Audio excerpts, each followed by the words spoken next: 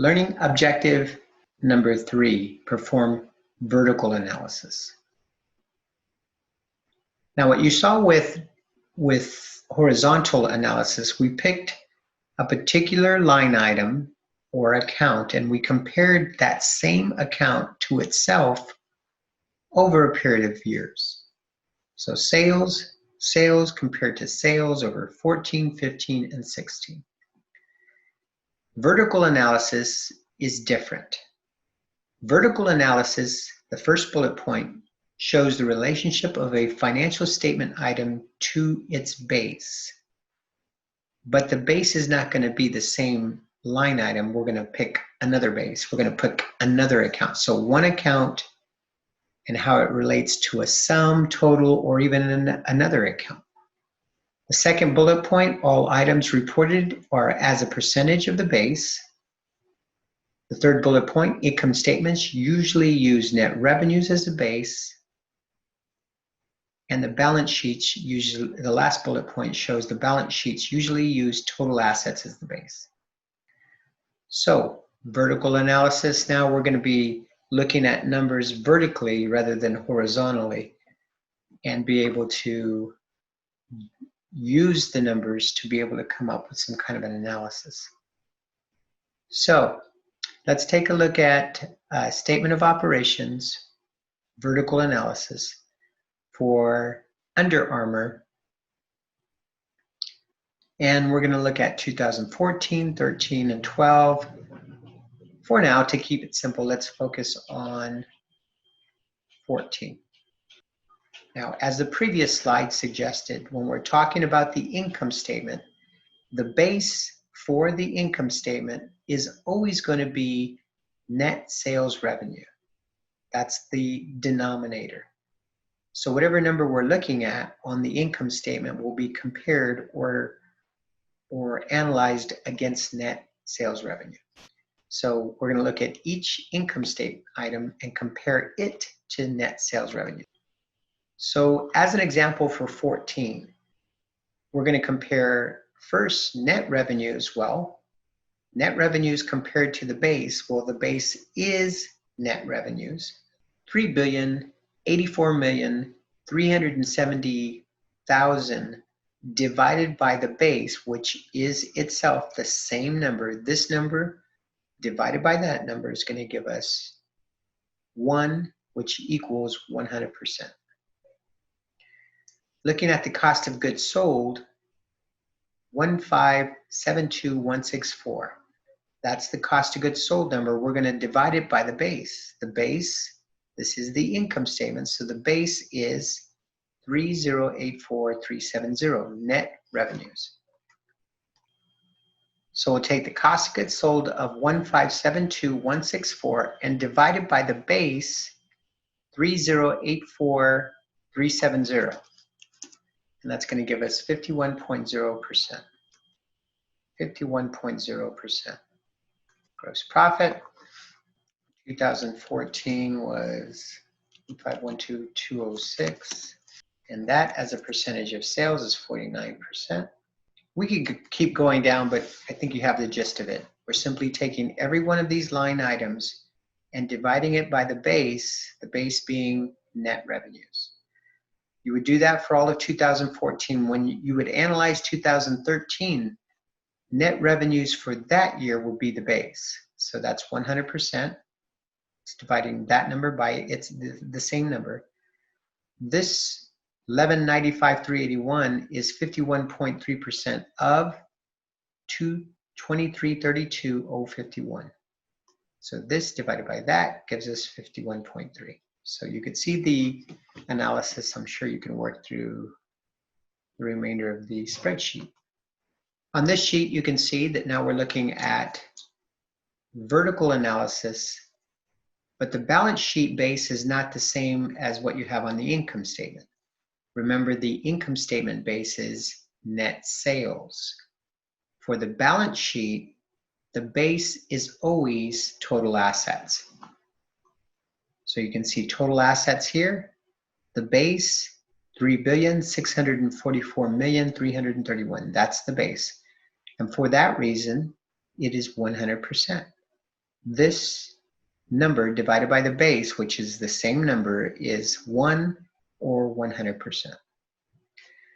Each one of these asset items are then going to be divided by the base, 3644,331.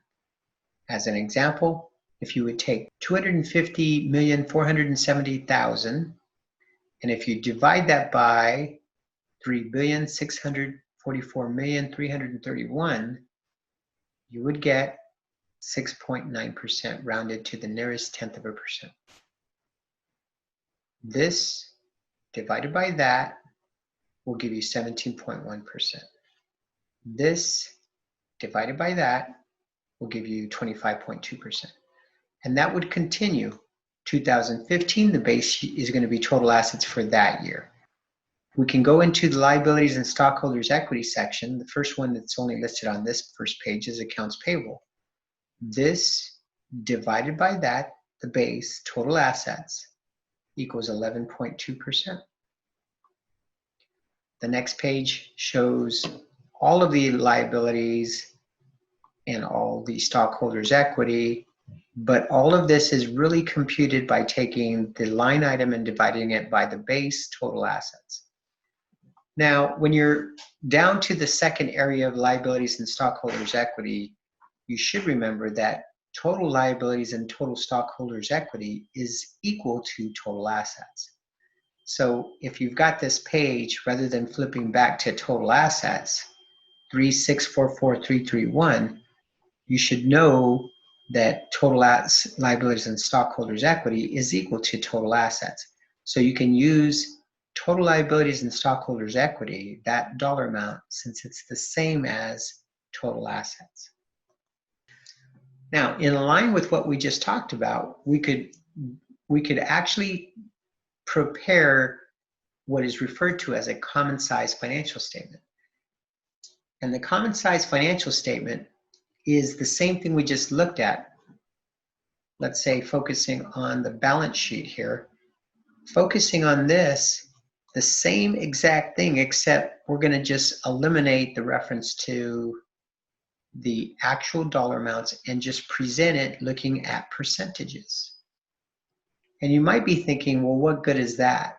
And the answer is, it's actually pretty useful, especially when you're trying to compare another company that is completely different in terms of size to Under Armour. Let's say you have a small sole proprietorship that is in Tulare or in Visalia, and they pretty much sell, it's like a sports store. They sell everything that you would expect to sell at Under Armour, but it's a small store, and you're trying to compare that store to maybe their gross sales is about $200,000 a year. Well, it's tough to compare that store in terms of dollar amounts, compare that store to Under Armour, whose sales are $3,084,370,000. Well, this company I'm referring to, if I told you that their sales are only $200,000 per year, that's tough to compare.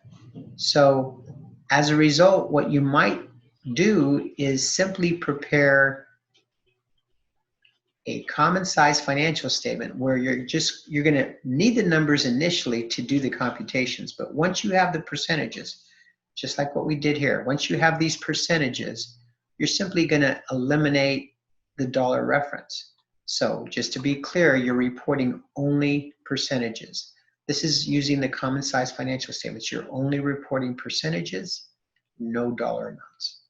Now you need the dollar amounts to do the computations, but once you have the percentages, you just eliminate the dollar amounts and you just use the percentages. And now once you're looking at two companies, you can compare the small $200,000 a year revenue retail store compared to this huge Under Armour store, because all you're going to be looking at are just percentages. And using those percentages, you can make determinations as to how good that store is doing. Now we use the term benchmarking, and that benchmarking refers to how we like to compare a company to some type of standard set by others. And the goal is to improve or be better than whatever that standard is. And so often we convert all companies on the financials to common size for easy, more meaningful comparisons, particularly when we're looking at two companies, especially when they're significantly different in size. All right, so here's an example of a common size income statement comparison with a key competitor. This is for the year 2016. So net sales, as an example, 100%, and for Nike it's 100%. We know how to do that. The base is net sales, so net sales is always going to be 100%. The cost of sales, though, we don't need to look at we'll need the dollar amounts in order to compute the percentage, but once we've got the percentage, we just plug it in. 53.6%. We do the same computation for Nike, and let's say that came up to 53.8%. Now we have something to compare to. We can look at 53.6% is the cost of sales relative to 53.8. We're actually lower than Nike in terms of cost of sales. Then you have the gross profit. That means we have a little bit, not much. It's almost spitting distance here. I don't know if I'd really even come to any real conclusions about who's doing better when it's so close. But in this example here, 46.4 to 46.2, they're pretty close. That's the gross profit percentages. Now, where it actually seems to make a pretty big difference is when I compare the operating expenses to the two companies, and one is 37.8 and the other is 32.3. Now, if I'm Under Armour, I'm wondering why my percentage of operating expenses is so much higher than Nike. And that's when I have to take a closer look to see what are they doing better than us so that we can be better at managing our operating expenses. Because our operating expenses are so much higher than Nike, our operating income percentage is lower. So 8.6 to Under Armour, 13.9% to Nike. Well, it looks like Nike's doing a little bit better.